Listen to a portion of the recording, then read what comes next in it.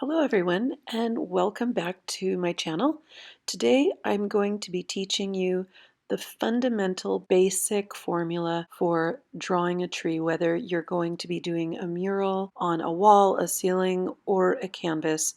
The formulation is the same. And once you understand the basic concept, it's actually really easy because you'll have that formulation in your head. An art professor once told me, once you learn the basic concept and guidelines, then you can develop your own style and break the rules with believability because you have an understanding of the formulation. So in this video, I'm going to teach you how to draw the skeleton of a tree. We're not going to go over the leaves or painting techniques, but this will get you started on knowing how to draw the tree itself. So this is part one. And please hit the subscribe button and the bell so you won't miss any new videos. And give it a big thumbs up just so I know that I am giving you videos that you are wanting to see. And of course, always leave a comment down below to let me know what you might want to see in the future, and I'll do my best to create that video for you.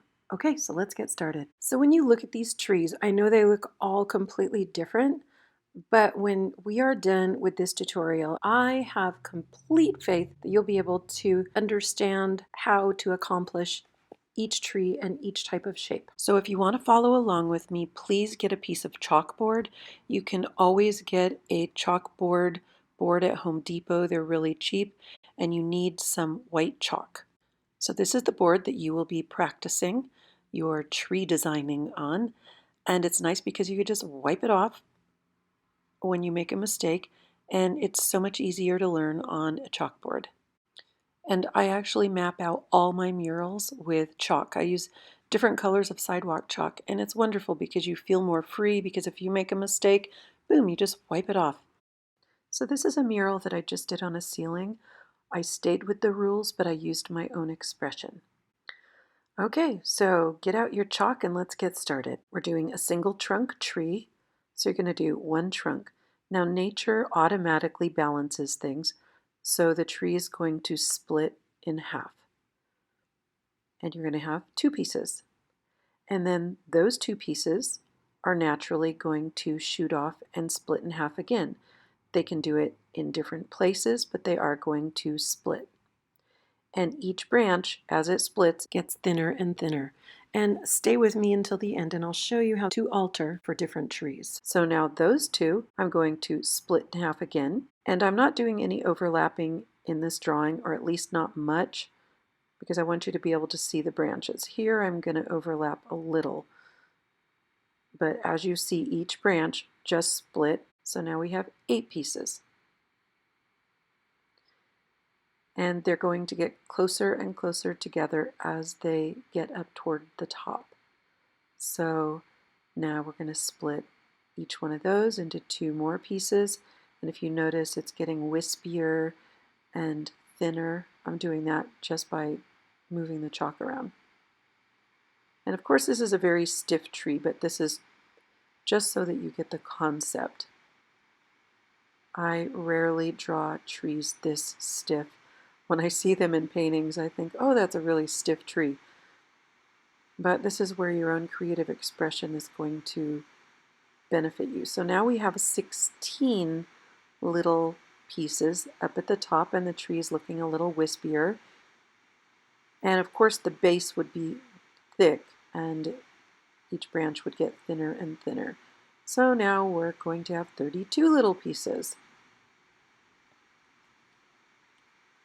So this is the basic formula. Each piece just keeps splitting in half, in half, in half, and in half. I'm going to make these last branches kind of tall. And then you can make the tree any shape you want. I usually draw the shape that I want with chalk first. So here I'm kind of doing it with my rag to show you that this tree I want to be kind of an arch. So if you draw the shape ahead of time, like a circle or a conical shape, you're going to be able to follow that while you're drawing. So in this tree, there's an open center, and I don't like that. So here's where we're going to start adding some creativity. So I thought, I'm going to go into the center. Automatically, that doesn't look good.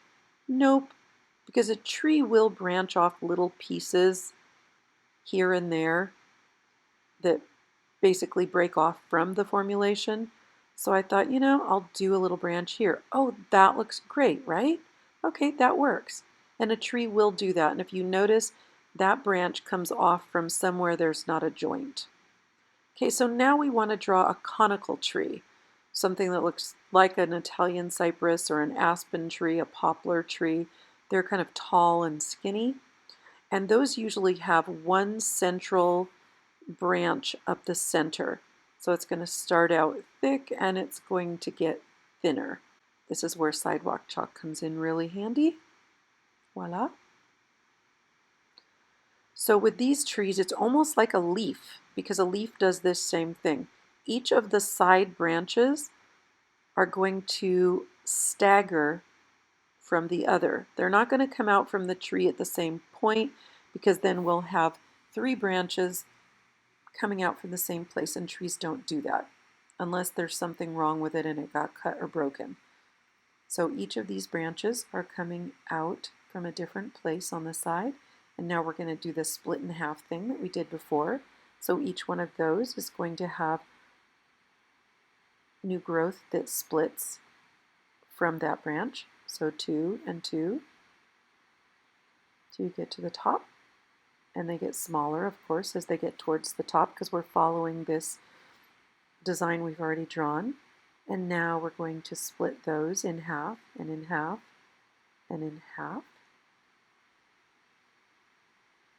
And if I were really drawing this tree, I would be overlapping onto the central branch, but I'm not doing that so that you can actually see how they're splitting. And there you go. We have the basic skeleton for this tree. And now you can do your leaves. So depending on what kind of a tree I'm going to be doing, that would determine the type of leaves, how many, and how full I'm going to make this tree, and how much I'm going to cover the tree with leaves. Okay, now I'm drawing this tree with 3 branches coming out of the same area. It does not look right.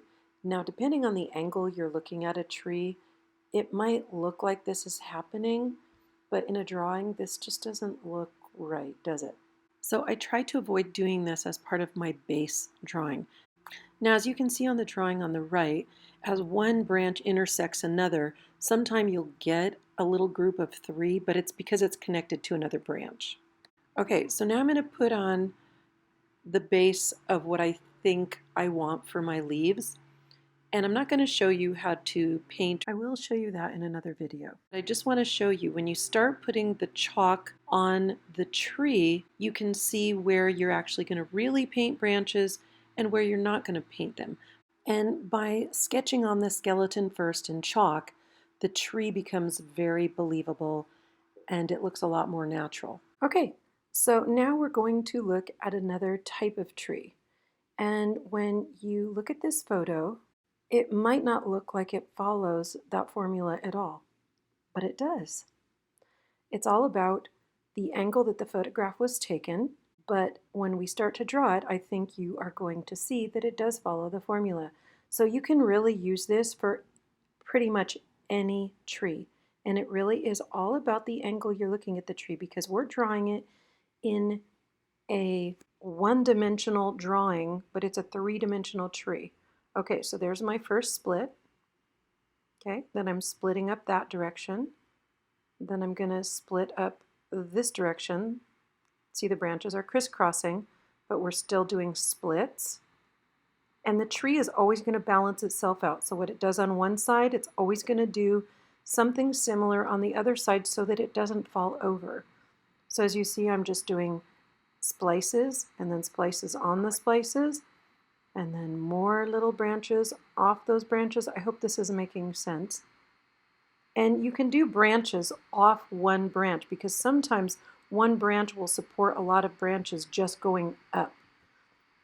So if you look now, this would be the foliage on this particular tree. Now sometimes I'll draw a mural and I'll realize, oh no. When I look back at the photo, I'll say, oh shoot, look at that. It's much more squishy. That's where sidewalk chalk comes in. And also it's a good idea to take a photograph of your mural or drawing and then look at the original next to it. So here I'm just going to wipe it out, super easy, and I'm going to make the branch closer to the top. And then just wipe off whatever you don't use, just with a wet rag, wet rag. Okay, and I always use a photo when I'm doing anything because I think they're very helpful. So now as we look at this drawing and we're looking at this Christmas tree, we think, how would this formula work with a Christmas tree shape or a pyramid-shaped tree? So we'll start out by drawing the basic shape. And usually with a shape like this, it's going to have one main limb going up. And then of course we're going to do the same thing we did with the conical tree. So we've got our side branches. But instead of going at an angle, because these trees don't, we're going to go a little more straight out. So I'm doing the same thing, but I'm going straight out. Okay, now I'm going to draw its little branches, but most of the branches on your evergreen trees tend to be going in an upward position. A few of them will kind of go down, but most of them are going up. So we're going to get all of those on. And that was a little 3, so I kind of took that off. And I'm going large branches, smaller towards the end. And I'm just working my way all the way up. Branches get smaller and smaller. Okay, so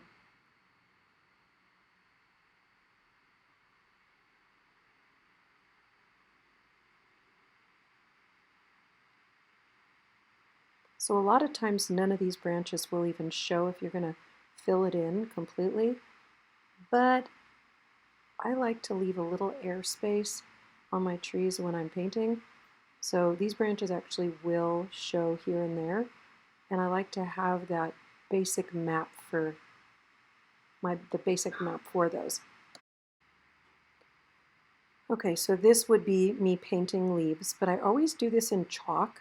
I chalk everything out quickly, so because this tree would be circular and not flat, the leaves or the evergreen foliage would actually be going around the whole tree. So see how I just sort of went across and pretended that there were branches there. And of course it would have a thicker base, and your bottom branches would definitely be thicker. And look, that formula worked for a Christmas tree. Okay, so one last thing about three-dimensional. If you look at my hand right here, you recognize it as a hand, but if you were to say draw a hand, you would draw a flat hand. So if you were to photograph a tree in different angles, it would look completely different even though it's the same tree. So you want to find the best view of the tree, and using the formula rule, it really is going to give you the best looking trees. So here's a few murals that I've done, and I thought you might like to look at them so you could see if you could spot the formula of splitting and splitting. Of course, I did a lot of twisting and turning and used my own expression, and if I did break the rule a tiny bit, I knew how I was going to break it to make it still look believable. And again, thank you for watching. I hope you learned something, and I will see you on the next video.